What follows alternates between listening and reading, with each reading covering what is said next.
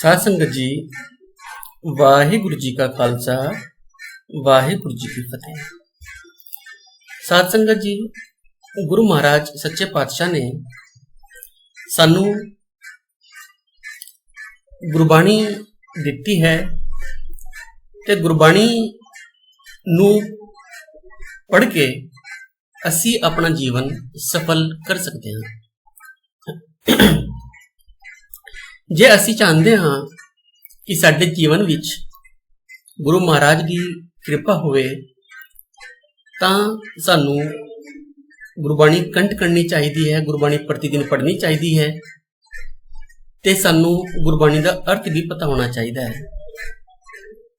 सब तो पहला सानू पता होना चाहिए है कि जिहड़ा गुरु मंत्र है वो की है ते उसका अर्थ की है। साध संगत जी, गुरु महाराज ने सानू जिहड़ा गुरु मंत्र दिता है वो है एक ओंकार सतनाम करता पुरख निर्भव निर्वैर अकाल मूरत अजूनी सैभंग गुर प्रसाद। एक गुरु महाराज सच्चे पातशाह ने सानू गुरु मंत्र दिता है ते हुण इसदे की अर्थ है असी जानने का प्रयास करेंगे। सब तो पहला गुरु महाराज ने सानू दसिया है कि एक ओंकार अर्थात जिहड़ा परमात्मा है वो एक है।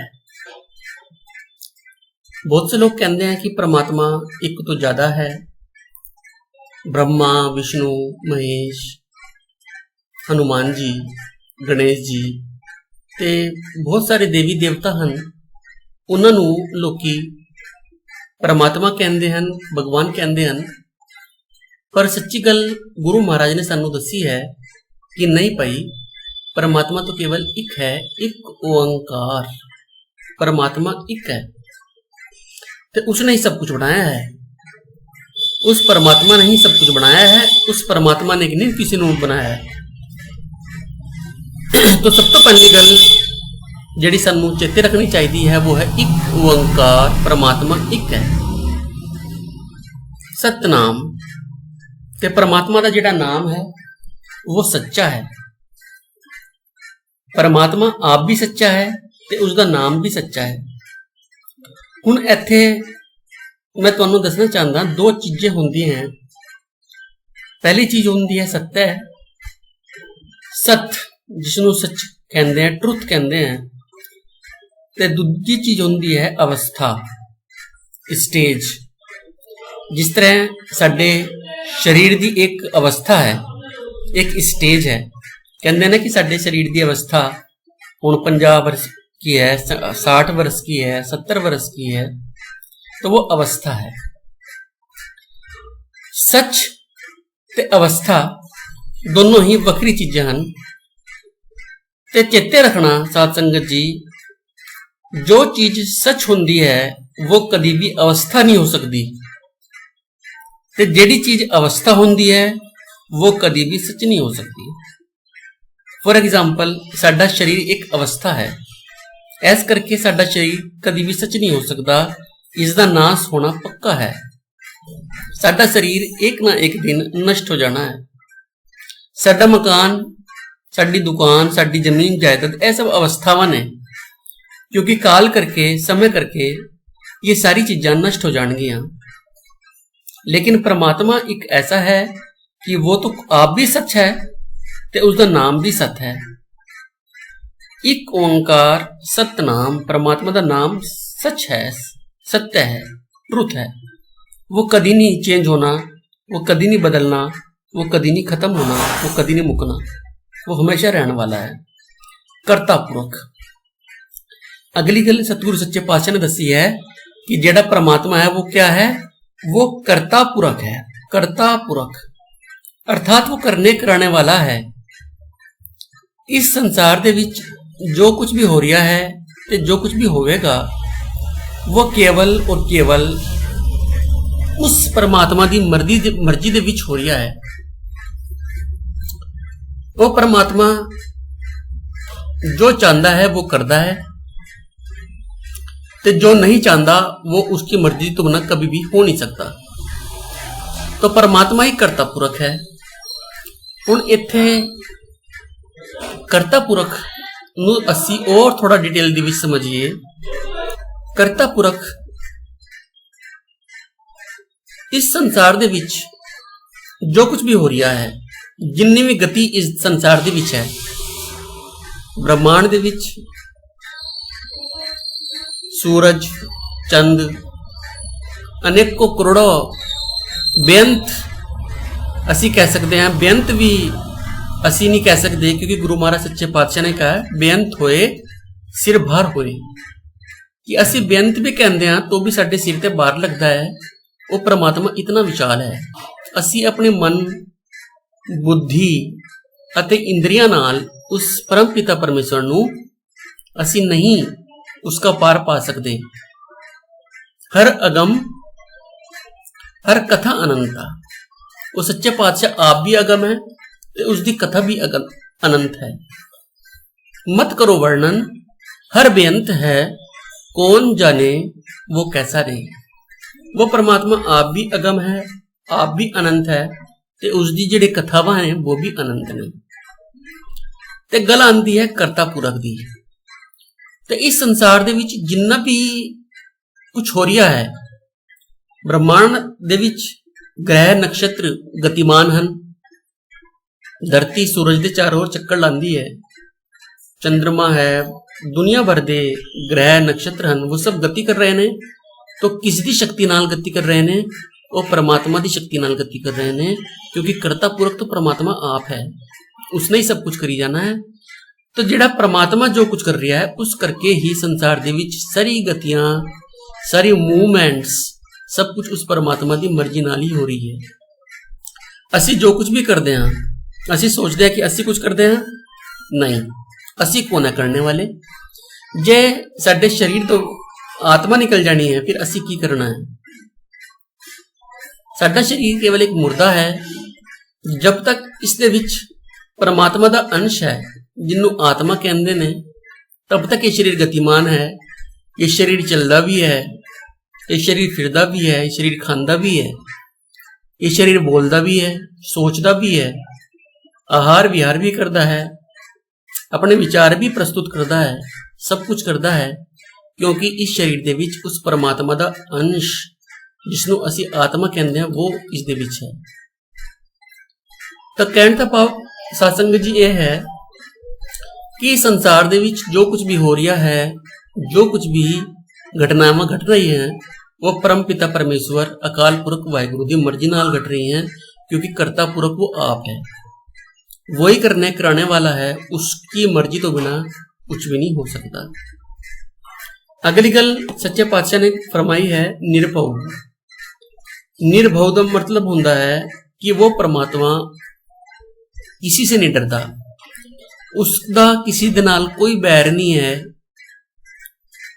किसी दे नाल वो नहीं डरता। उसने ब्रह्मांड बनाया, उसने दैत्य बनाए, उसने संसार दे विच तरह तरह के जीव जंतु बनाए, राक्षस बनाए, देवी देवता बनाए। उसकी परमात्मा की बनाई हुई जिहड़ी रचनावां ने वो ऐसियां ने कि हर इंसान उसकी परमात्मा तो प्रभावित हो सकता है, यहाँ तक कि जिहड़े देवी देवता हैं वो भी उस परमात्मा की रचना तो प्रभावित हो सकते हैं, लेकिन वो किसी तो प्रभावित नहीं होता, वो किसी दे भय विच नहीं आता। इसलिए परमात्मा नूं सच्चे पातशाह ने फरमाया है कि वो निर्भव है, वो किसी तो नहीं डरता। तो अगली गल सच्चे पातशाह ने फरमाई है कि वो परमात्मा निर्वैर है, अर्थात उसका किसी दे नाल कोई वैर नहीं है, सब उसके बच्चे हैं। ब्रह्मा विष्णु महेश भी उस परमात्मा के बच्चे हैं। इक्का माई जगत वियाई तीन चिल्ले प्रभाण, एक संसारी एक भंडारी एक देवे एक लाए दीवान। वो परमात्मा ने सब कुछ पैदा किया होया है, सारे उसके बच्चे हैं, पर उसका किसी दे नाल वैर हो सकता है, सोचने की गल है।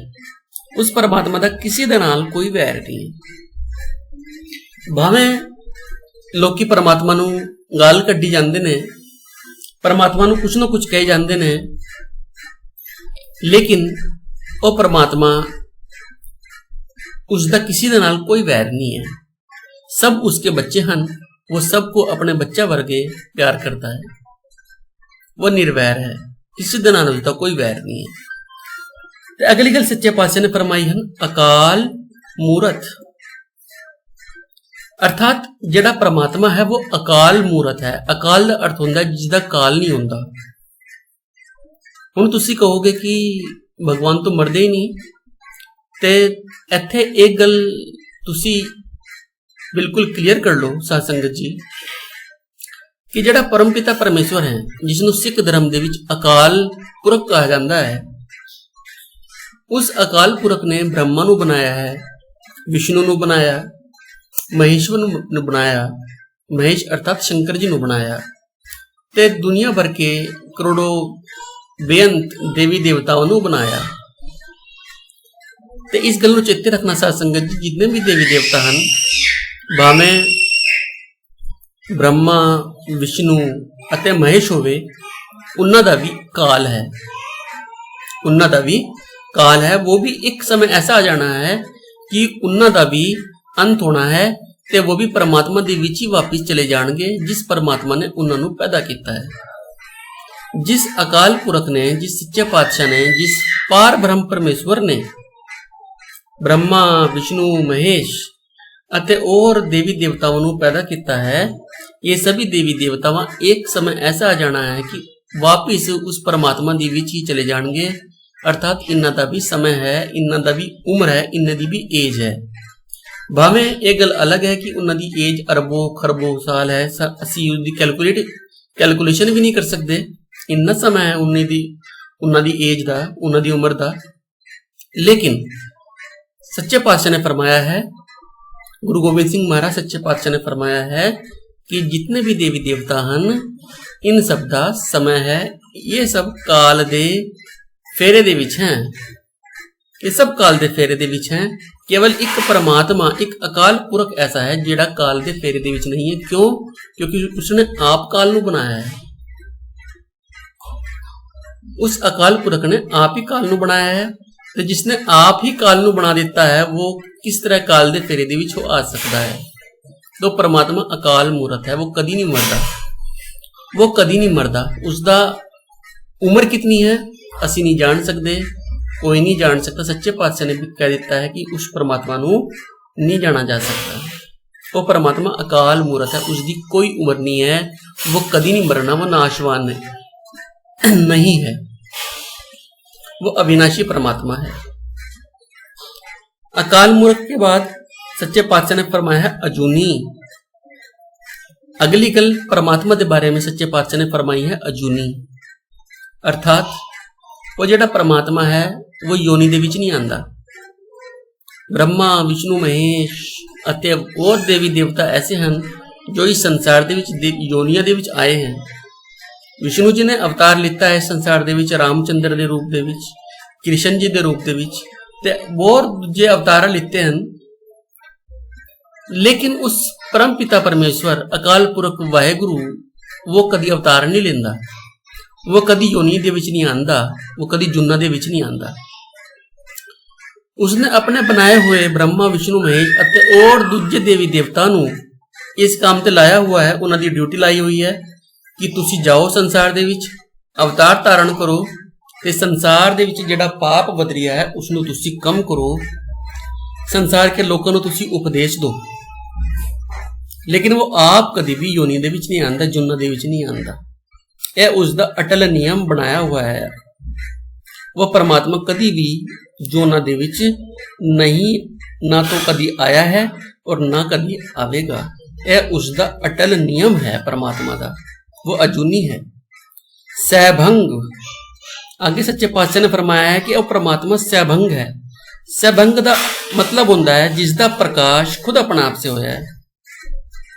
हुण साडे पिता असी जानते हैं कि साडे पिता साडे दादा तो पैदा हुए हैं, ते जिहड़े साडे दादा ने वो साडे दादा जिहड़े पिता ने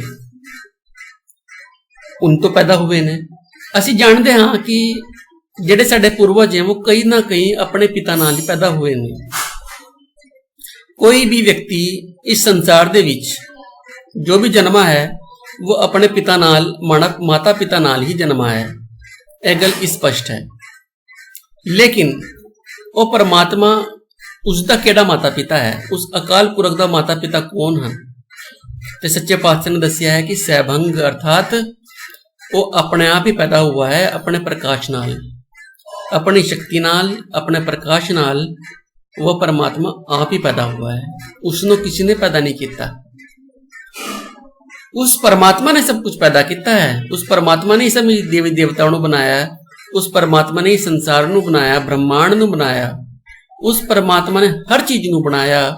लेकिन उस परमात्मा को किसने बनाया? उस परमात्मा को खुद परमात्मा ने अपनी शक्ति नाल ही पैदा किया है। वो खुद अपनी शक्ति नाल ही, अपने प्रकाश नाल ही उसका अस्तित्व पैदा हुआ है। वो परमात्मा सैभंग है, अपने प्रकाश नाल, अपनी शक्ति नाल आप पैदा हुआ है, उसनों किसने पैदा नहीं किया। ते अंत दे विच सच्चे पातशाह ने दसिया है गुर प्रसाद, अर्थात वो जिहड़ा परमात्मा है वो मिलदा किवें है? वो गुरु की कृपा दे नाल मिलदा है। जे गुरु साडे उपर कृपा करे ते गुरु की कृपा दे नाल वो परमात्मा सानू मिल सकता है। तो ये गुरु मंत्र है, एक ओंकार सतनाम करता पुरख निर्भव निर्वैर अकाल मूरत अजूनी सैभंग गुर प्रसाद। तो साध संगत जी, सानू गुरु मंत्र पता होना चाहिए है, इसका अर्थ भी पता होना चाहिए है। साध संगत जी, वीडियो अच्छी लगी हो तो तुसी वीडियो को लाइक तो करो ही करो, चैनल को भी सबसक्राइब करो ताकि असी गुरबाणी कथा विचार आगे करते रहिए, आप जी नाल साझा करते रहिए गुरबाणी कथा विचार नू। वाहिगुरु जी का खालसा, वाहिगुरु जी की फतेह।